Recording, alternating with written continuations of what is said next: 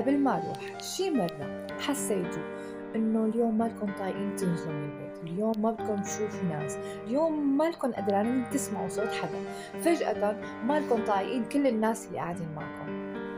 ب... إذا بتاخدها هيك بالشكل العام بتقول أنا شكلي مكتئب.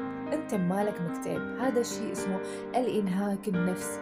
يعني أنت كتير إجيت على حالك، كتير سمعت لمشاكل الناس وما حدا سمع لك مشكلتك، كتير تعبيت طاقة سلبية من الناس وخبيتها بحالك، ما فرغتها، ما حكيتها، ما لعبت رياضة لتفرغها، فهذا كله جسمك خزن لك إياه لحتى يقلك أنا تعبت، ما عاد فيني أخذ أكتر من هيك، اشحنني.